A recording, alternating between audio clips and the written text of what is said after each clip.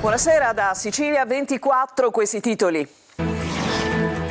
Trapani, nuova indagine, travolge la compagnia di navigazione Liberty Lines, indagate 48 persone, sequestri per oltre 100 milioni di euro, pesanti le accuse, truffa, corruzione, attentato alla sicurezza della navigazione, falso nella redazione dei giornali di bordo.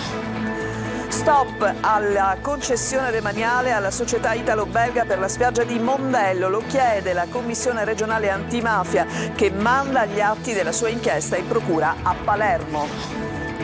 Catania, da corteo pacifico a guerriglia urbana, arrestati 2 dei protagonisti delle violenze durante la manifestazione di maggio contro il DDL sicurezza.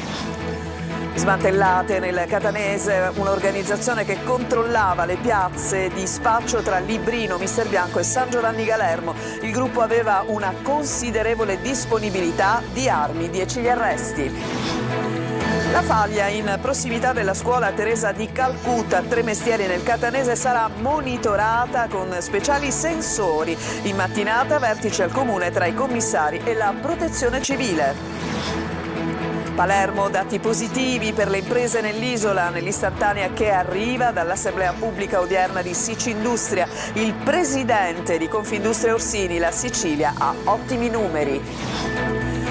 Calcio, altra tegola per il Catania in vista della gara con il Latina. Brutte notizie per Toscano dall'infermeria. Pieraccini è out per un problema muscolare. Domenica assenti anche gli squalificati Ierardi e Quaini.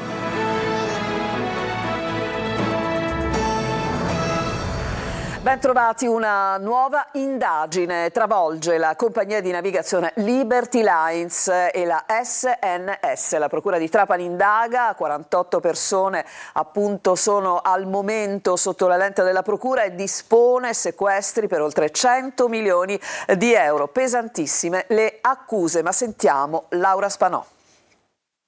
Una nuova indagine travolge la compagnia di navigazione trapanese Liberty Lines. La nuova maxi inchiesta sembra essere un duplicato della precedente Mare Nostrum e abbraccia un arco temporale dal 2018 ad oggi. 48 gli indagati e sequestri preventivi a danno delle compagnie di navigazione Liberty Lines ed SNS per oltre 100 milioni di euro. Poste sotto sequestro anche le 2 compagnie di navigazione. La Procura di Trapani ha chiesto al GIP una ordinanza per l'applicazione delle misure cautelari, ma il GIP ha scelto di seguire ritenendo inesistenti pericoli di fuga e inquinamento delle prove la via tracciata dal nuovo ordinamento penale, fissando da lunedì gli interrogatori degli indagati. La Finanza ha eseguito su ordine della Procura un sequestro preventivo d'urgenza per oltre 100 milioni di euro a Trapani, nella sede della Liberty Lines e della società di navigazione SNS, in altri uffici in Sicilia della stessa compagnia di navigazione a carico degli indagati presso gli sportelli bancari. Pesanti le contestazioni, dalla truffa alla frode nelle pubbliche forniture, dalla corruzione all'attentato alla sicurezza della navigazione, dalla rivelazione di segreto d'ufficio falso nella redazione dei giornali di bordo,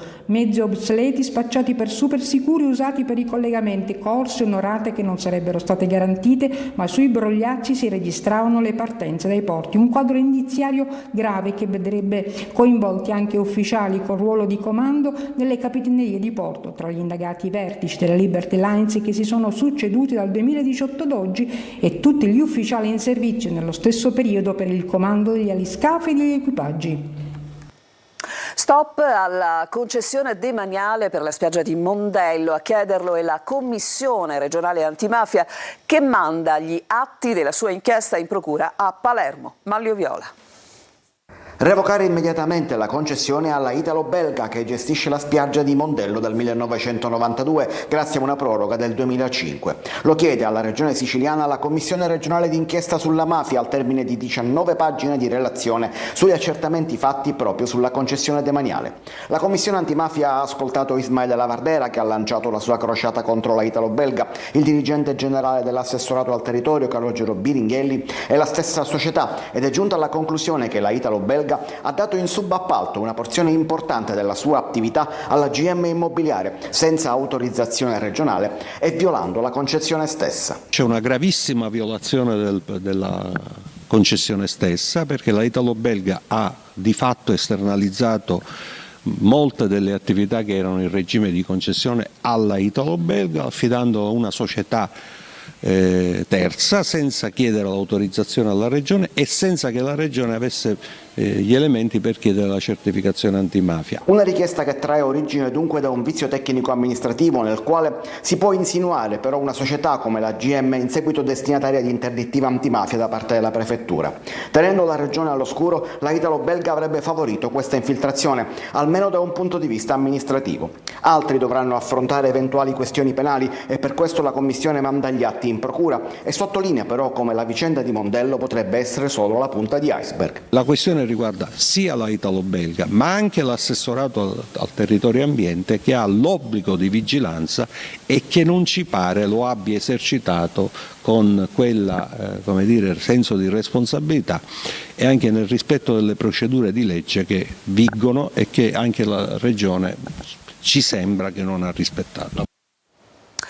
E intanto il Consiglio dei Ministri, su proposta del Ministro dell'Interno Piantedosi, ha deliberato lo scioglimento del Consiglio Comunale di Paternò e l'affidamento della gestione del Comune per 18 mesi a una commissione straordinaria. Lo scioglimento per infiltrazioni mafiose è stato disposto in conseguenza degli esiti del lavoro svolto dalla Commissione di accesso antimafia nominata nei mesi scorsi dal prefetto di Catania del tempo, Maria Carmela Librizzi, in seguito all'operazione antimafia Atena nell'aprile 2024 e che in città aveva fatto scattare una indagine con il coinvolgimento anche del sindaco Nino Naso, dell'ex assessore Turicomis e dell'amministratore Pietro Cirino, indagati e oggi imputati per voto di scambio politico mafioso. E adesso a Catania un corteo pacifico si era trasformato in una guerriglia urbana, è quanto accaduto proprio a Catania il 17 maggio scorso. Sono stati arrestati 2 dei protagonisti di quelle violenze, ma sentiamo tutto nel servizio di Lorena Dolci. Vedete tutti quegli ombrelli che punteggiano il corteo? Eppure il 17 maggio scorso a Catania non pioveva. Striscioni ombrelli servivano da paravento per un veloce cambio d'abito. In coda al corteo che manifestava contro il DDL sicurezza, 200 persone circa, un gruppetto lasciava gli abiti civili per indossare tute nere e cappucci integrali, quasi una sorta di divisa da guerriglia urbana che di lì a poco infatti si scatena.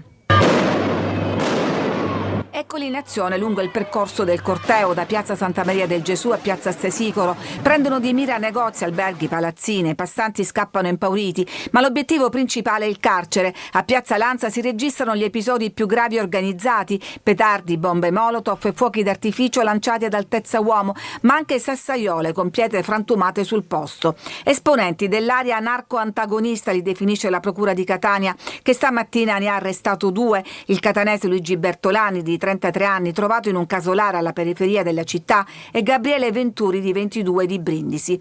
Un terzo è ricercato all'estero, altri 13 sono indagati. 2 facce del diritto di manifestare, una legale e pacifica, l'altra dei professionisti della violenza di piazza, anche in trasferta. Uno era già stato arrestato durante un corteo no ponte. Mi sembra che passino in secondo piano i contenuti della protesta, perché sia che sia come è successo a Messina, contro il ponte, piuttosto che per un'altra causa.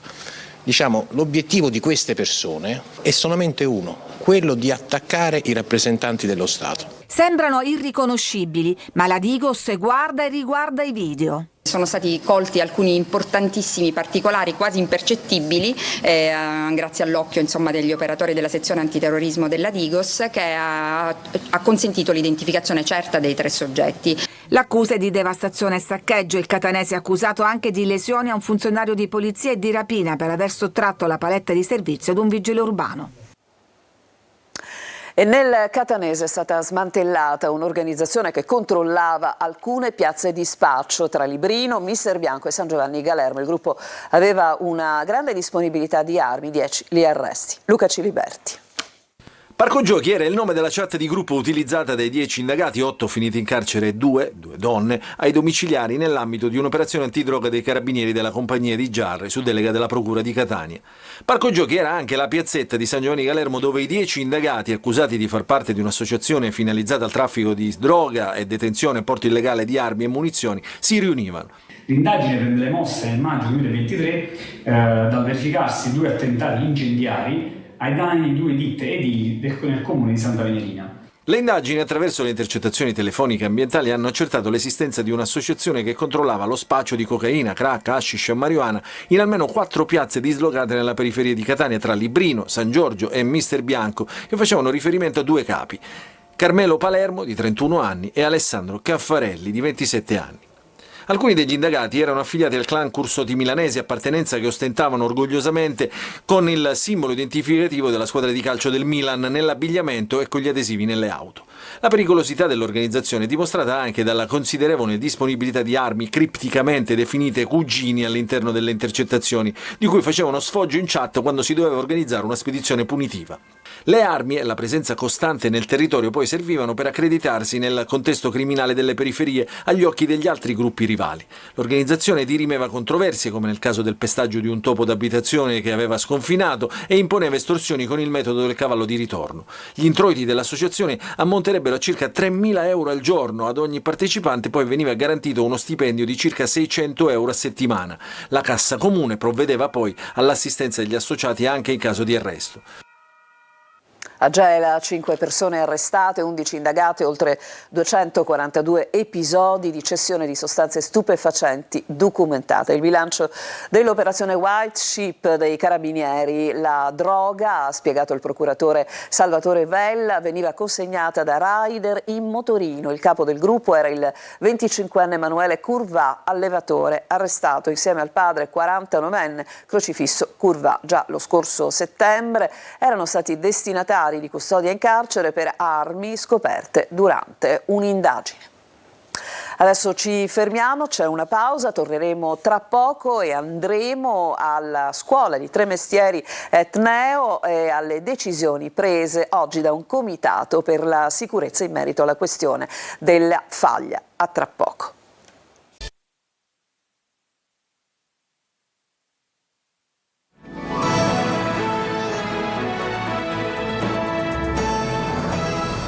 Seconda parte di Sicilia 24 a Tremestieri Etneo. Dopo la paura per il terremoto arrivano le prime risposte. La faglia in prossimità della scuola Teresa di Calcutta sarà monitorata con degli speciali sensori. In mattinata c'è stato un vertice al comune tra i commissari e la protezione civile. Tonino De Mana.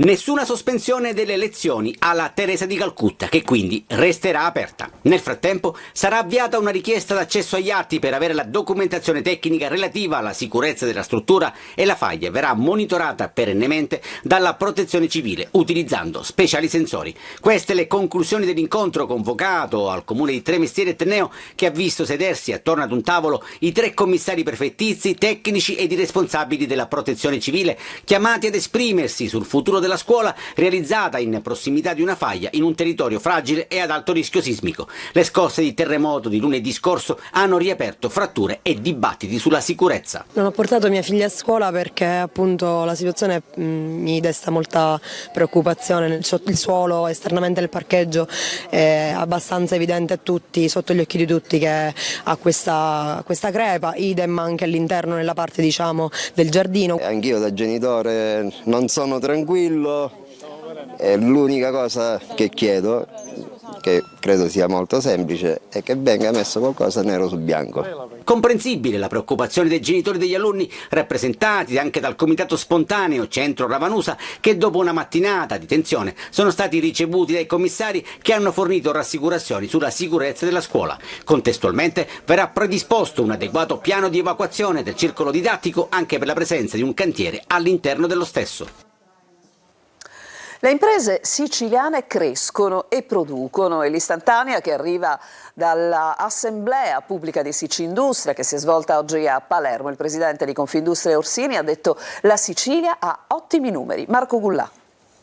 Investire al sud per far crescere l'Italia. A Palermo oggi l'Assemblea Pubblica di Sicindustria. L'obiettivo degli investimenti in Sicilia è quello di avvicinare sempre più le imprese alle pubbliche amministrazioni, con lo snellimento della burocrazia e meno lungaggini. Lo snellimento della burocrazia che noi chiediamo significa avere scorciatoie. Noi scorciatoie non ne vogliamo avere, ma nemmeno possiamo avere lungaggini o possiamo avere autorizzazioni in anni, cose che si possono fare, come abbiamo visto tra l'altro con la ZES, successo in pochi mesi. Presente a Palermo anche il presidente di Confindustria Emanuele Orsini, soddisfatto per i numeri delle imprese nell'isola. Bene anche i dati che leggiamo, 2024 l'Italia ha fatto un più 0,7, invece la Sicilia ha fatto più 1,3 e quindi continuiamo così. L'unica strada è quella, credo che la ZES abbia fatto bene, perché gli investimenti che comunque sono stati messi dal governo, i 5 miliardi e 8 hanno trasformato in tutto il sud 28 miliardi di investimento con 35.000 assunzioni, quindi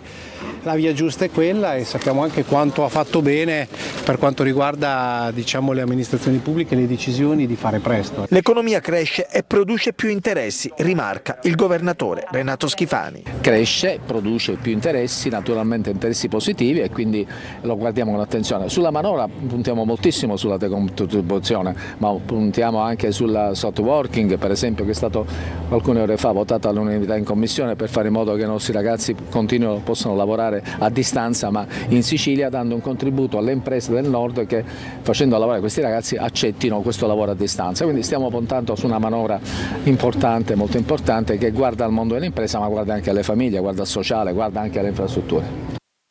Ecco, avete sentito il Presidente della Regione, il quale a margine di questo convegno ha anche commentato quella che è stata l'azione delle opposizioni, la mozione di sfiducia delle opposizioni, e così ha dichiarato: mi risulta che le opposizioni stiano ancora raccogliendo le firme. Ieri hanno fatto una conferenza stampa senza averle, sicuramente le raccoglieranno, attendiamo e poi noi faremo la nostra parte, diremo il nostro pensiero politico in aula. Sono, ha detto ancora Schifani, ampiamente sereno e tranquillo. E ancora una notizia: a Catania l'attività che svolgiamo ai crateri silvestri non è soggetta ad autorizzazione, perché lo sbigliettamento per il solo accesso al sito, quindi parliamo dei crateri silvestri dunque dell'Etna, diciamo, questo sbigliettamento non rientra nel criterio della cosiddetta fruizione,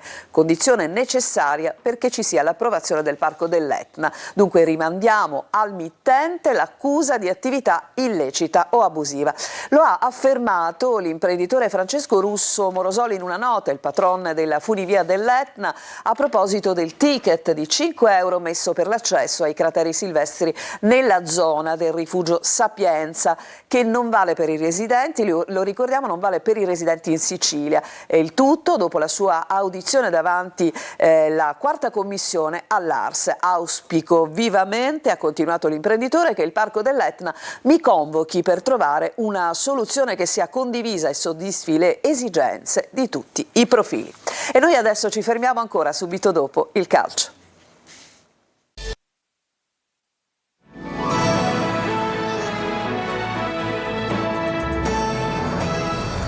Siamo al calcio, il Catania prepara la partita con il Latina, ma non ci sono buone notizie dall'infermeria. Pieraccini out per un problema muscolare, poi ci sono gli squalificati Ierardi e Quaini. Marco Carli. La settimana divisa in due. Da un lato, come sempre avviene, l'attività del club, questa settimana ancora di più con la presenza di Pelligra. E poi, come dimostrano anche le immagini diffuse sui social, le questioni societarie in un club sportivo si incrociano sempre con quelle di campo, perché il Catania deve ripartire dopo la battuta d'arresto di Casarano, inaspettata, frutto di una cattiva prestazione e condita da errori arbitrali. Come spesso si dice in questi casi, si deve andare avanti e ritrovare subito il passo. Anche se arrivano brutte notizie per Toscano. Simone Pieraccini ha riportato una lesione distrattiva del flessore della coscia destra dopo essersi sottoposto ad accertamenti diagnostici in seguito alla gara con il Casarano. In difesa i rossazzurri devono fare a meno anche di Ierardi squalificato e il reparto è ovviamente in difficoltà vista l'assenza ormai perdurante anche di Martic. Resta il solo Allegretto come alternativa di ruolo. In mezzo, al posto di Quaini, fermato dal giudice sportivo, giocherà Corbari, che era in ballottaggio per entrare dal primo minuto a Casarano e che avrà la sua chance con il Latina. Fermo restando che in casa rossazzurra, almeno fino all'ultimo match pugliese, hanno avuto un gran peso anche i cambi. In attacco, al momento, è ballottaggio fra Caturano e Forte.